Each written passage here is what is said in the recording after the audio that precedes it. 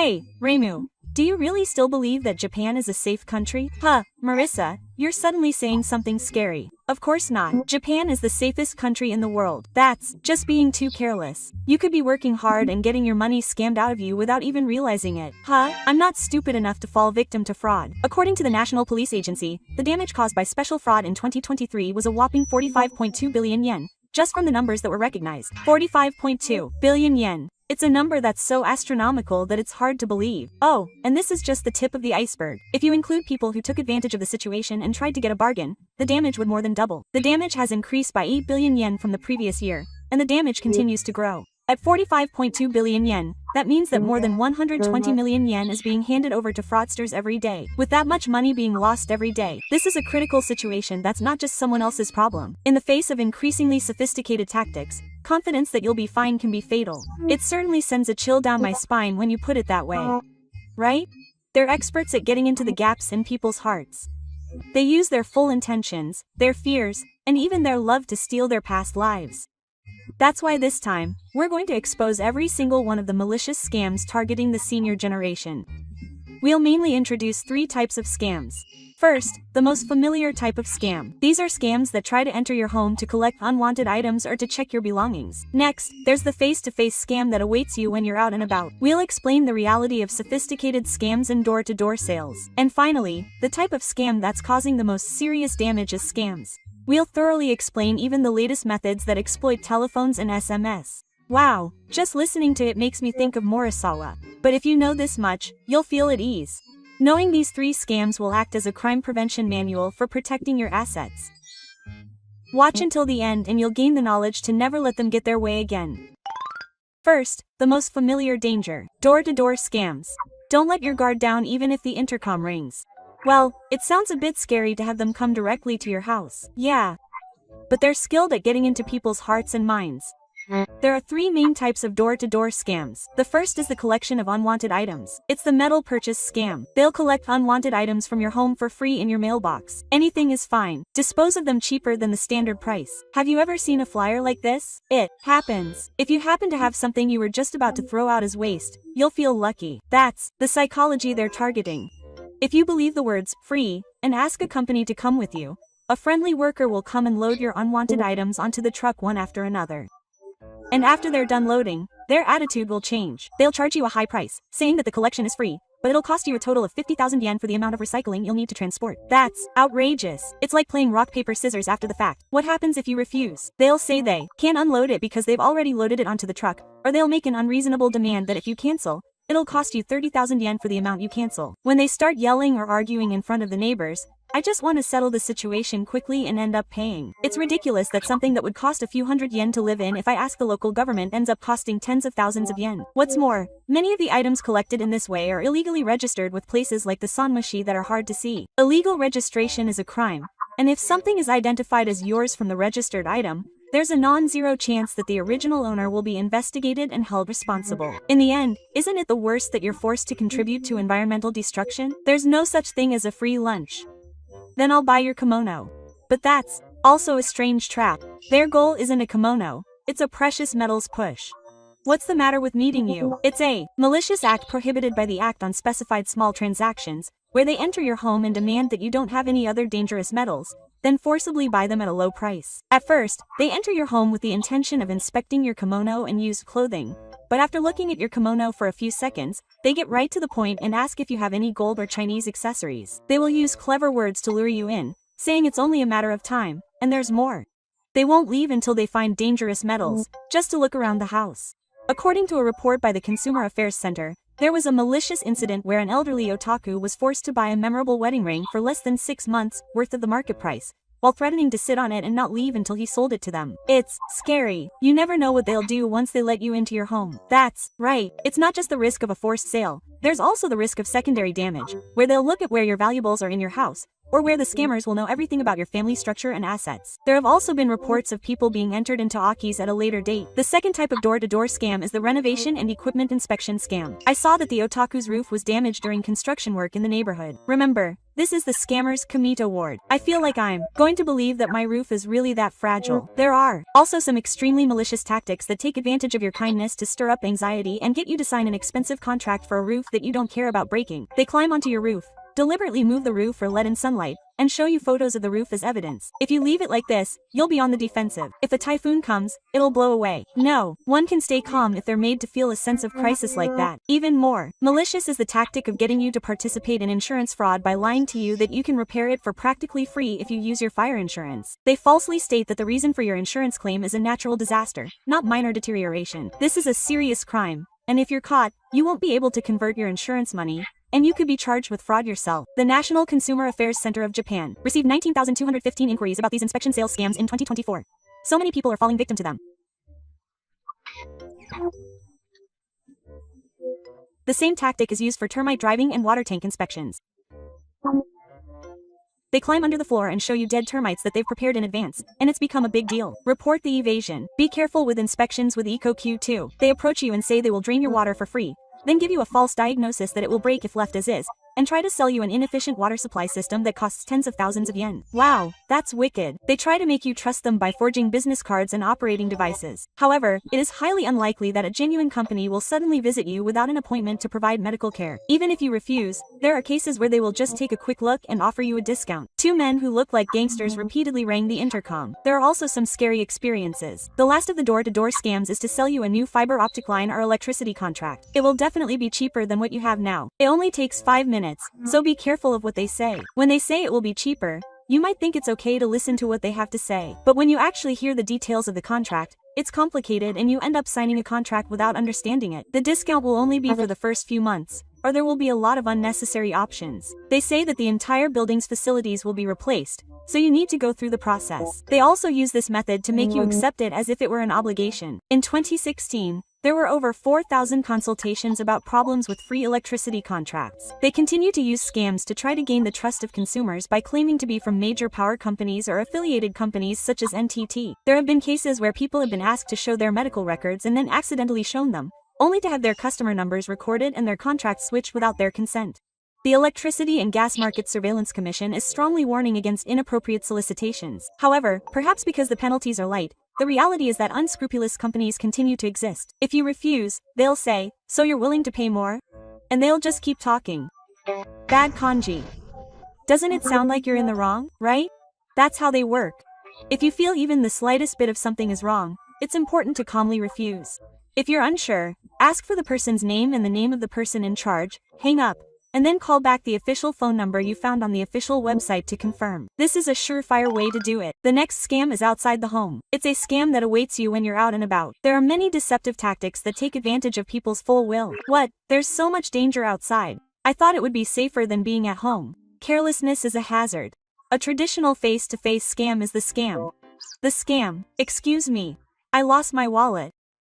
Can you lend me some money to get home? You'll be approached in front of the ticket gates at the station, at the bus terminal, or outside the busy city, looking very troubled. I've seen it in dramas and manga. Recently, the methods have become more sophisticated. Instead of the suspicious-looking people of the past, there are more cases where the scammers are smart-suited salarymen or elegant, well-mannered elderly people. The stories are also becoming more specific, such as the scammer inviting you to a dojo because your bag has been stolen from you, or because you want to go to the hospital but don't have the money. What? If someone like that was really in trouble, you wouldn't suspect them. Right? I'll write down your address, name, and phone number, and I'll definitely return it to you later. You say this and hand over the notepad as often as you can. But of course, you never get your money back. All the addresses and phone numbers written on it will be revealed. The elderly and young people, who are particularly likely to trust people's goodwill, are easy targets. There are also some tragic stories of high school students who gave away 3,000 yen to someone in front of a man. It's terrible. It's really unforgivable to take advantage of people's kindness.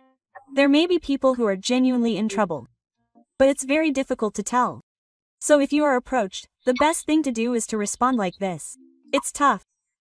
If you go to a police box, they'll lend you money. Huh? The police box lends money? Oh, there's a system called public compensation.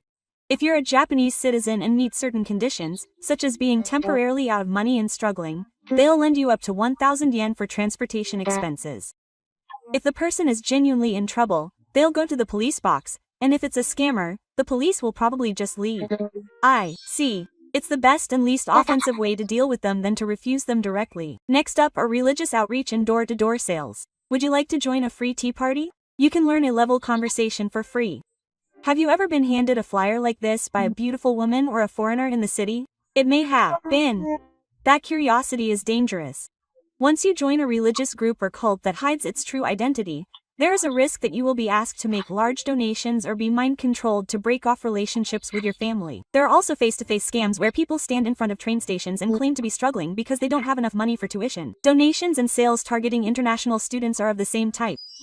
What would you do if a handsome international student asked you to buy some sweets? If a handsome guy asked you to, you would probably buy them. That same sympathetic nature is being exploited. There may be some international students who are genuinely struggling, but in most cases, brokers are behind the scenes who hire international students cheaply and operate in an organized manner. Also be careful of fruit sellers who sell fruit from handcarts. They may claim to sell fresh fruit directly from farmers, but in reality, the fruit is actually purchased from supermarkets or stolen from farmers. Some unscrupulous sellers even bandage their arms and try to get you to leave the dojo, claiming to have injured yourself.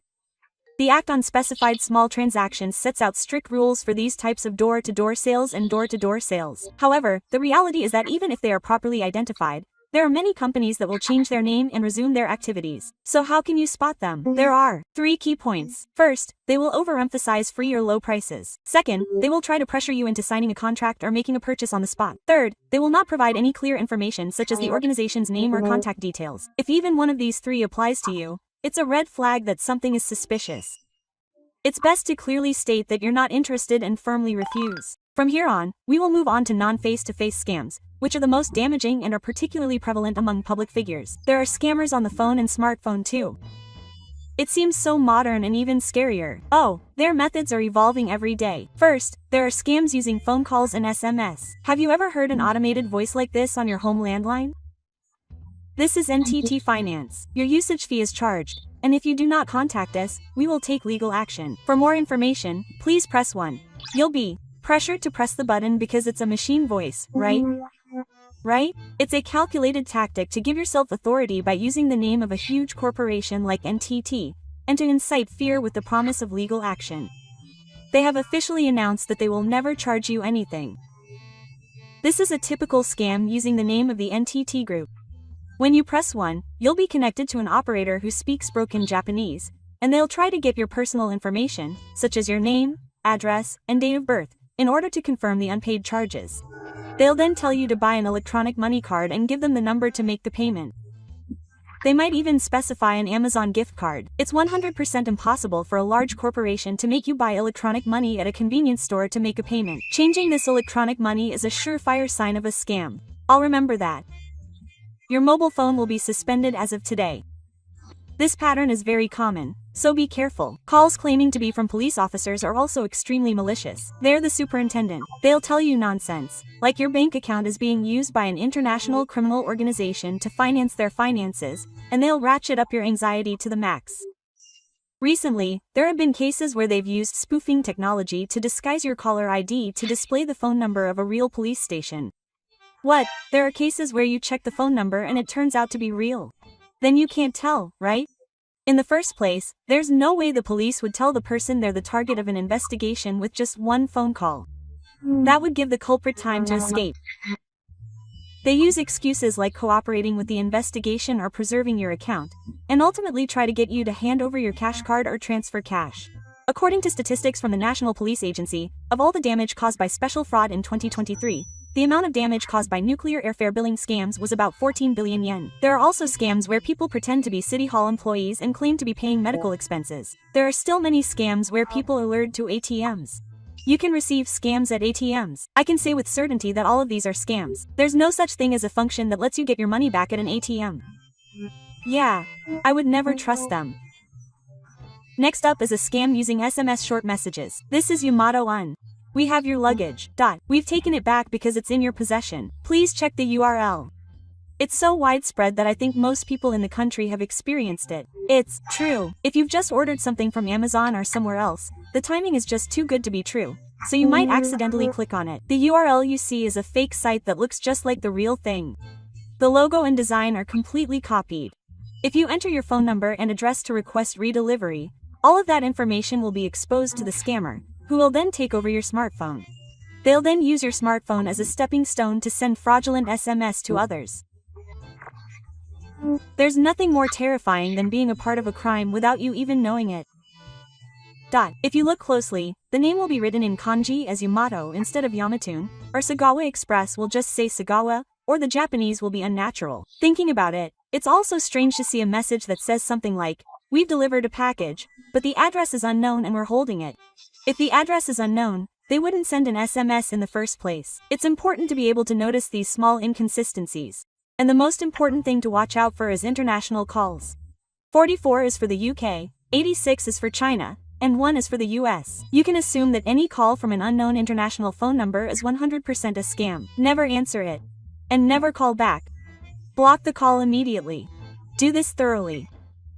If you answer, you will be connected to a group and tricked into giving you money, so be careful. Never answer the phone. Next up is a scam lurking on social media. Have you ever been added to a group that says, "We'll teach you how to set up a group," via Instagram DM or Line Open Chat? Yes, you have. It was full of people you didn't know, so you left right away. But what was that all about? That's the gateway to social media investment scams. In the group, other members say things like, "Thanks to you, I made money. We made this much profit," and act as if they're making money too. However, most of those members are just shills for the scam. At first, they make it look like they've actually made a profit from their elementary school investments to gain your trust. This is a classic scam called a Ponzi scheme. A Ponzi scheme. They use the money collected from new investors to pay dividends to previous investors. It's a bicycle delivery business. The moment the victim believes this is real and pours in their own money, such as withdrawals, the group disbands and you can no longer be contacted. They let you down even though you've made a profit, and then they steal your money. There was also a news story in August 2025 about a suspected Ponzi scheme involving 46 billion yen in investment in the Philippines. There are also many traps in online shopping. Sparkly accessories that claim to be suitable for people with metal allergies are actually regulated products sold for a few tens of yen on Chinese online shopping sites. They are sold for a few thousand yen or even tens of thousands of yen, so it's a real rip-off. If you think something is suspicious, search for the product image using Google Lens. You'll be shocked when you find out the real price. There are also scams that send emails from Amazon, Rakuten, credit card companies, or banks saying that your account has been locked. I've had this happen to me too. I was scared because I thought it was real. Their goal is to stir up that anxiety. If you click on the URL in the email, you'll be redirected to a fake that is so well made that it's indistinguishable from the real thing. If you enter your ID, password, and credit card information there, everything will be stolen. If you look closely at the URL, you'll often see that Amazon has been replaced with Amazon, or it's a meaningless string of characters that has nothing to do with the official website. However, recently, methods have emerged to disguise the URL itself, making it increasingly difficult to judge based on appearance alone. That's right, there was something like this too. It was damage caused by a fake securities company website. Since the beginning of 2012, there have been frequent incidents where customers' stocks are sold without permission by phishing scams posing as major securities companies, and the money is used to buy suspicious stocks, which are then used to manipulate stock prices, causing a huge crash and the disappearance of assets. The amount of damage is in the tens of millions of yen per person, and sometimes even more. This is a heinous cybercrime where personal assets are stolen. Even people who are knowledgeable about investing can be fooled, so it's extremely difficult for the average person to spot it. It's just too scary. How can you prevent it? There's only one rule of thumb. Never click on any URLs in emails or SMS. Ignore the content, no matter how urgent it may seem. If you don't update your information, your account will be frozen permanently. Even if it says that, it's a lie. If you're worried about a legitimate notification, even if it's a hassle, always open the official app or log in to a bookmarked website yourself to check.